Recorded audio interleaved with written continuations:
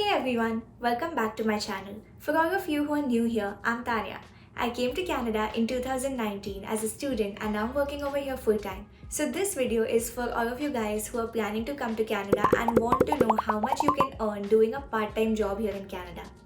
The good news is that you can earn enough to suffice for your day-to-day expenses here in Canada, and along with that also save a little. So guys, the exact amount really depends on the kind of job that you're doing, the hours that you're working, and a lot of other factors. So we're going to discuss all of these details in this video. So let's get into it. So guys, a lot of you might have come to Canada on a study loan. And now that you're earning, you would want to send some of your earnings back to your home country to be able to pay off that loan. Now, how do you do that? Bank transfers could be really expensive and could take a long time. They have a high service charge and their conversion rates could be a little expensive too. So, what do? There are online apps available on the internet which you can use to transfer money from Canada to your home country. Remitbee is one such app which can help you transfer money to your home country within minutes. The reason I like Remitbee is that it is a Canadian company founded by immigrants like us. You can use their app or website to transfer money within one business day. The best part is that they offer really competitive rates and they don't charge you any service fee if you transfer money above $500. So this is one app which you should have handy when you're here in Canada. So guys, now let's get into how much you can earn doing a part-time job.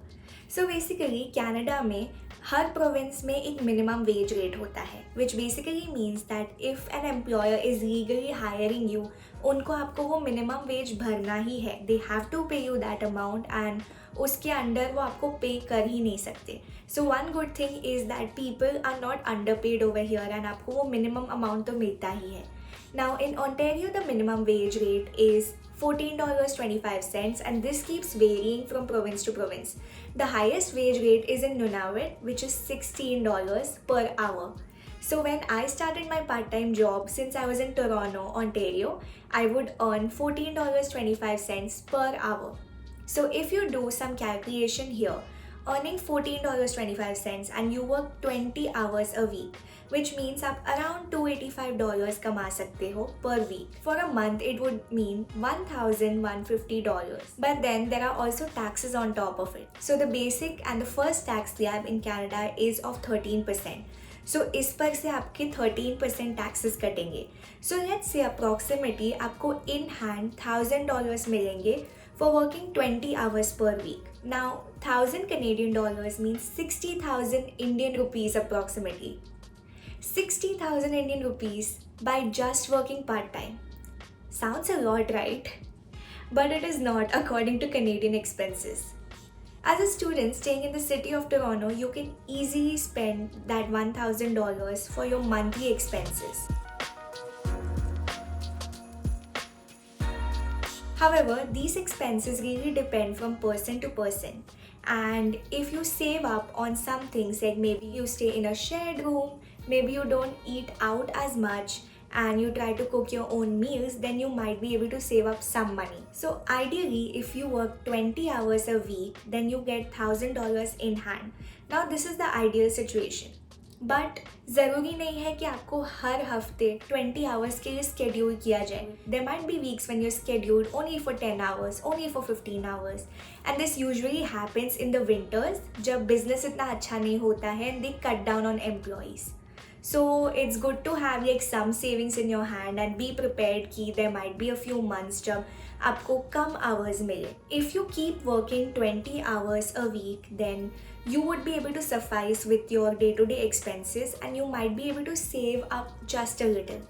But how do you double these savings? How do you get some savings which you can send home or which you can just invest somewhere or just have it as a safety buffer?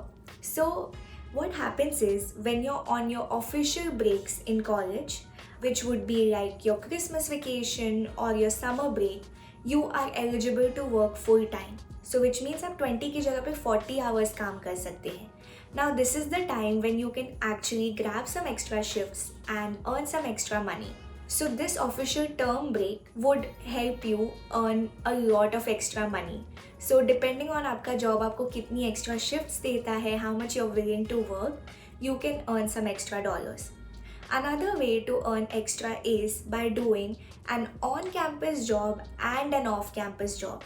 So what happens is you are allowed to work 20 hours off campus, but also you are allowed to work on campus. What on campus means that you are working for your university or your college, basically in your own college campus.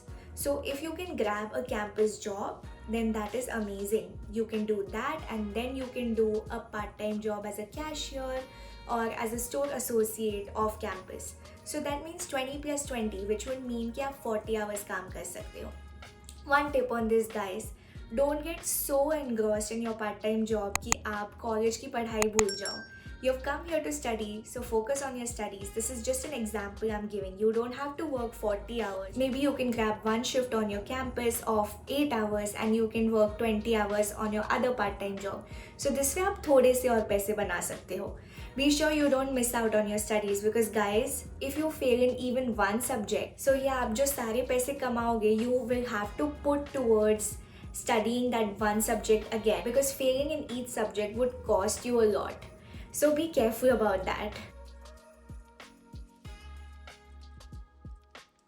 Although the minimum wage rate is $14.25, there are a few high-paying jobs जो आपको $16, $17 देंगे per hour of working. You might have to get some extra certifications to be able to do those jobs, but those certifications are pretty easy and doable. So one such job is security. So you take a security certification and you can work in security for $16 per hour. Another way to earn extra is being a waiter or a bartender over here. So waiters and bartenders get high amount of tips and they can earn a lot of money through tips. So you can be a waiter, you can be a bartender, and you can earn tips and you can just earn some extra money. In the same way, if you're planning to buy a vehicle or maybe if you have a cycle, then you can also do Uber Eats and आपको उसमें भी काफ़ी tips मिलेंगे. So that is also a way जिसमें you can earn extra.